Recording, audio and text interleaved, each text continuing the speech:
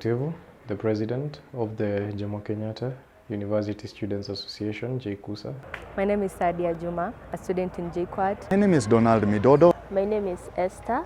My name is Matthew Motia, a BSc Biostatistics student at Jkuat. My name is Vivian Mwangi, a student here at Jkuat. Elifet Ouma, a student leader from Jomo Kenyatta University of Agriculture and Technology. About the safety of us as the Jkuat comrades concerning the recent deaths, more of murders of people who are our own, including the lady who was brutally killed in Risambu, who was a student here, and also a security guard who is a personnel in Jkuat was also murdered. As comrades, we don't feel safe, because if our security guard can be brutally murdered in the presence of other people, what about us? We are students, we are just mere students. We don't feel safe. With recent events whereby we have lost a student to torturous, murderous people. First of all, I want to combat really with all my heart anyone who goes out there with the notion that who's Studengeji protect or stranger danger. You're out there throwing big words, especially most Kenyans are out there throwing big words, and most people look at this thing, and I'll always say this, yeah, it's always a statistic until it's somebody you know, until it's somebody you've interacted with. So people are always quick to judge on people's character and blame victims for their deaths. And the most annoying thing is that we think that people kill themselves. Okay, even nowadays, the people who kill themselves directly has some external maybe forces such as, or internal illnesses such as depression. So it's first of all really sad, and we can never blame the victims for killing. Udema hakuji mada, hakuji katakata na power. So somebody had to be doing that, dismembering each and every part, and it has to be a really, really sick person. Matter concerning the Airbnb case at Risambu, as a student inatupatia so very many insecurities. First of all, we can't answer to unknown numbers. Second of all, we can't walk at night, we can't trust people. I think the security should be tightened.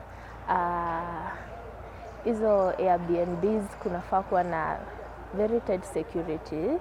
Yes.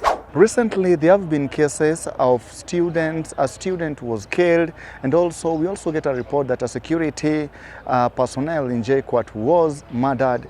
And the reason being, one was killed in the famous Roysambu Airbnb, and the other one was found stabbed and dumped in a roadside.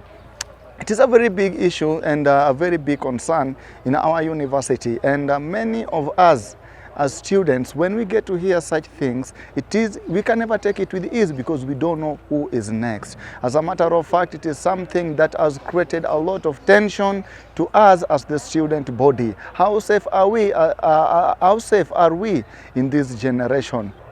Concerning the issue of femicide that has been going on in our country, I would like to urge the security to come forward and help us in this matter. Recently, we had a case involving a Jkuat student, which has also brought us fear among us as the students. The girl was just brutally murdered, and there is no a certain action that has been taken to help us, like in general, I can say in general, to cope up with this issue. And many cases, besides the Jkuat student, there has also been cases in different areas concerning femicide also. And I'd also like to urge us as females to take precautions before going and meeting this male in the Airbnbs, anywhere, or a prior notice, as someone can give a prior notice to a friend in case they are going to meet someone, so that in case of an emergency, people can be aware of where they are, rather than just going anywhere and just be found murdered on the street or just in the forest. It's so sad to hear about such cases.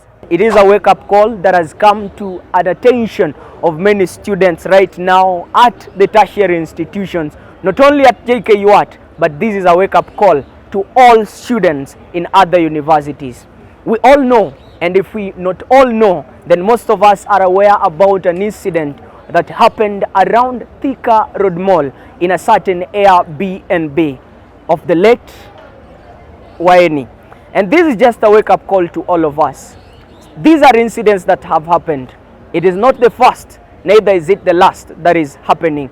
But this is just to let us know and to create an awareness that safety begins with an individual. If we ever receive such like texts, such like messages, or any communication of meeting someone, maybe we've met them before, but where they are, they want this meeting to be, it's somewhere very close. Therefore, I suggest that if you must attend such like venues or such like meetings, kindly have a third party with you, or if you must meet in a public space. These are the factors we can take in place to make sure that we are reducing the issues about insecurity. One, we can go to our houses back early so that we avoid meeting maybe the thugs in the streets during the late hours. And also I want to urge the security forces, e.g. the police officers, like here in Juja, we have a police station just around here. They should take care of residents who are living all over Juja by walking at night to make sure that people are safe from the dark hours. And apart from that also, we the leaders and all the leaders in all the campuses in Kenya should come up with methods to ensure that comrades are safe, e.g. by organizing events to talk about safety, on how comrades are going to be safe and on how comrades are going to avoid deaths. So first of all, I do not condone with the people who send a message that oh, it's as if you can't prevent death. Categorically, I'd also like to state that that people should just be maybe careful in the society. Not saying that they can control their deaths, but they should know that there are people who are that sick, people who can cut them, people who can dismember them. And I'll quote a Kamba quote that my mom says, and she says that just to put it into context, somebody is impregnated by their friend. And this means that most people who put us in shit most of the time, people who put us into trouble, are the people who we consider as our friends. So God help us, God help society, but it's a sad thing, and these people should be put behind bars to deter people, and people should also be taught the value of life, because raising a kid for 20 years, man, for anyone who's a parent out there, hata kufikisha yako katoi, like me, I've seen the struggles that my parents have gone through, anifikishe tu hata maybe kitu kama 7 years. Imagine struggling with a kid for a whole 20 freaking years, and then you just come wipe this person out over 500k or whatever the ransom amount you can nini. So it's just sad. It's just freaking sad, and I just lack words to describe what is in my heart right now and what we have faced as the students of Jkuat. So for us, just to send our sincerest condolences to the family, those who knew her well, and also to send a very big, I wanted to say the F word, to the people who keep on judging others, but I won't do that. Yeah, but yeah, kaa unashinda ukijajwa sasa ukisema wewe ange prevent kifo yake, chuma chako kimotoni, wait until it's your daughter, wait until it's your mom, wait until it's your sister for you to say that. So RIP, and again, let's just find a way to create a safer society for everyone. Due to the propaganda that is ongoing that is shaming the ladies, you don't know what happened. You don't have the full story yet, but people are ready to judge. They are quick to judge, and they are judging the people who have already gone. What about the one who have stayed? We are used to putting the blame on the victim, yet forgetting the assaulter. So for the ladies, I'd say I'm not siding with her or I'm not going against her, but we all have our own opinions. Maybe she had gone there for business matters or something else of that sort, but we all think that she had just gone there for some other things, to look for money. But all in all, the safety is not guaranteed, and we would urge the security of Kenya as a whole to keep on pushing for these things, that we may continue to feel safe, that we may be able to roam around school feeling safe anytime, and we can just go on with our business as usual. Yeah, because it has disrupted a lot from studies to businesses, because you don't know who's preying on you.